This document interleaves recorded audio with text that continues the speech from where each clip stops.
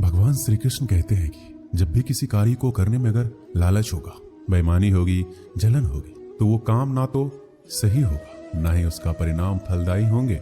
इसके अतिरिक्त जिस कार्य को हम पूरे मन से प्रेम पूर्वक करेंगे तो वो न सिर्फ हमारे लिए बल्कि समाज के लिए भी अच्छा होगा।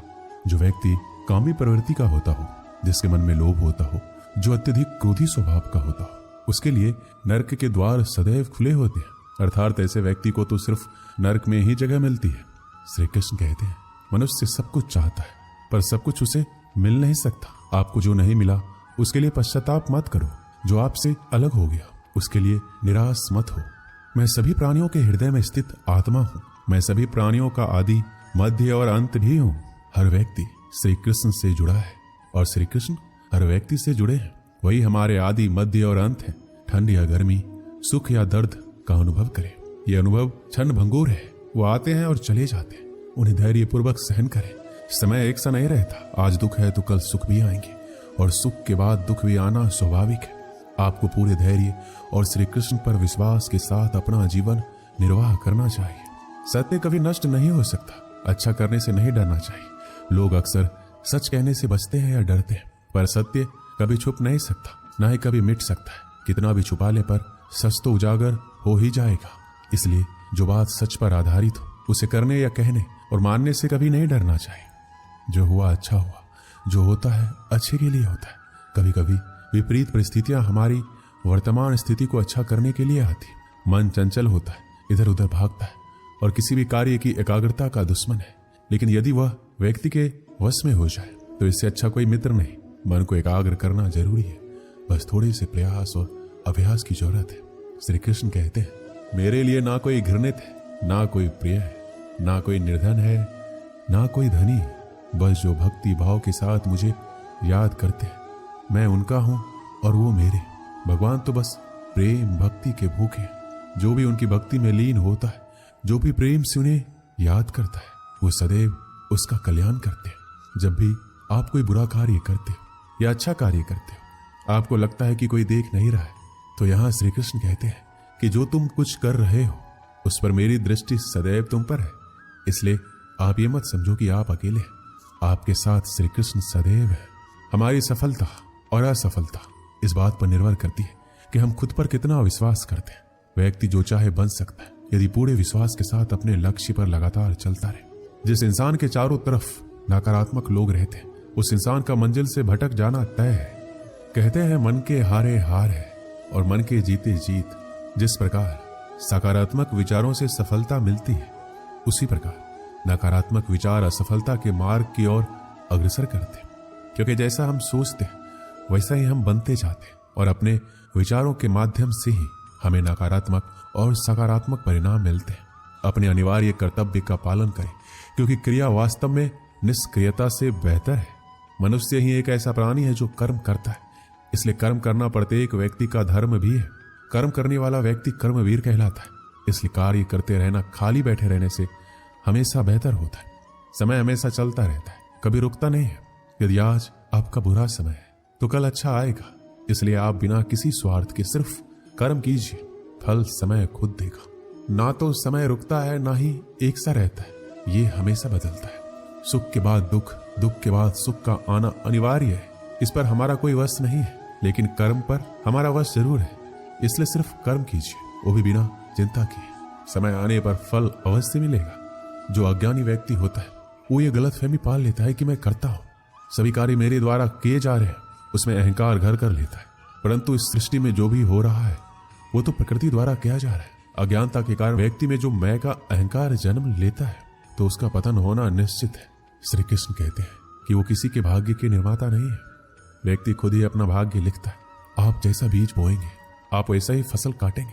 आप जैसा कर्म करेंगे आपको वैसे ही परिणाम मिलेंगे। यदि विद्यार्थी मन लगाकर पढ़ाई करेंगे तो परीक्षा में सफल होंगे।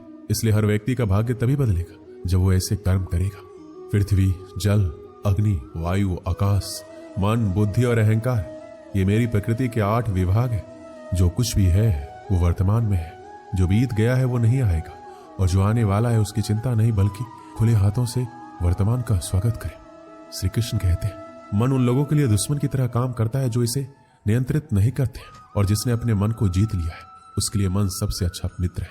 क्रोध में इंसान भ्रमित हो जाता है और भ्रम से बुद्धि व्यग्र हो जाती है और अपने गलत फैसले के चलते उसका पतन शुरू हो जाता है। खुशी मन की वो अवस्था है जिसका बाहरी दुनिया से कोई लेना देना नहीं है। कोई भी व्यक्ति जो अच्छा काम करता है उसका कभी भी बुरा अंत नहीं होगा, चाहे यहाँ या आने वाले संसार में। श्री कृष्ण कहते हैं, तुम अपने आप को मुझे अर्पित करो, यही सबसे उत्तम सहारा है। जो इस सहारे को जानता है वो भय, चिंता, शोक से सर्वदा मुक्त है।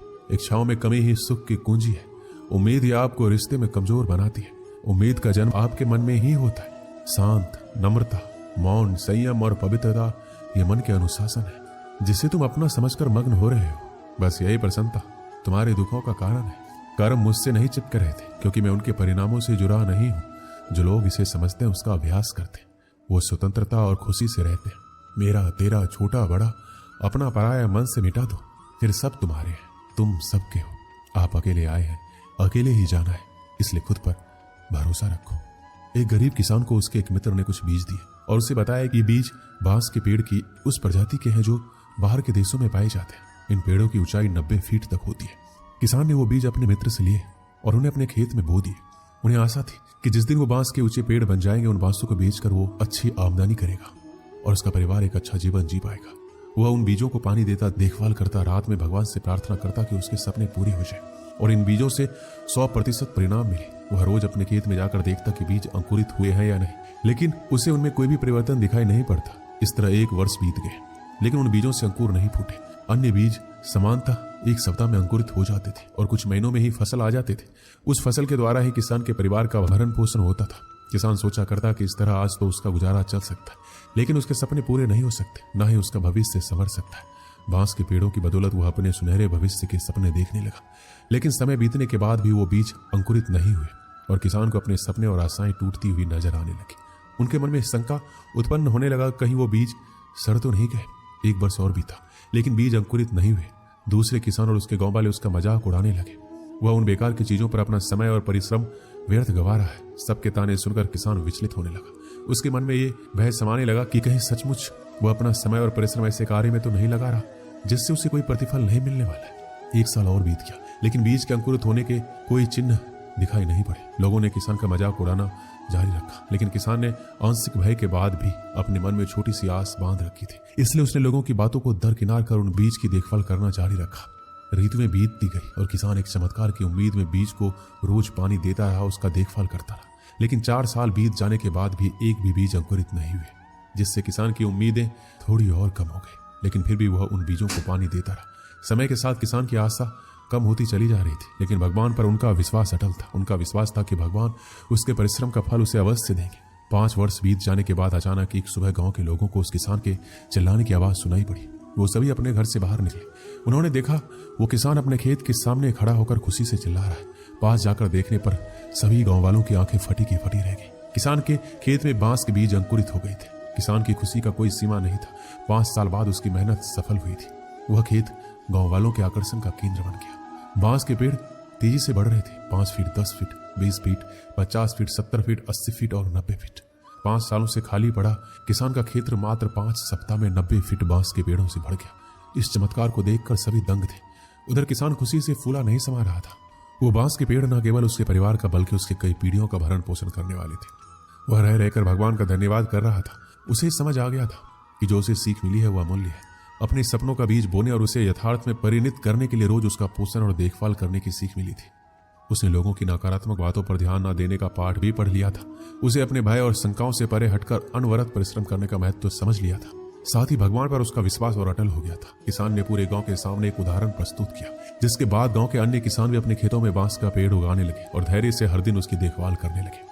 इस कहानी से हमें क्या सीख मिलती है? किसान ने तो अपने सपनों पर विश्वास बनाए रखा। आपका क्या? आप अपने सपनों को पूरा करने के लिए किस हद तक परिश्रम करने के लिए तैयार है? आप में कितना धैर्य है? अपने सपनों पर विश्वास रखिए, खुद पर विश्वास रखिए, धैर्य से परिश्रम करते रहिए, सफलता अवश्य प्राप्त होगी।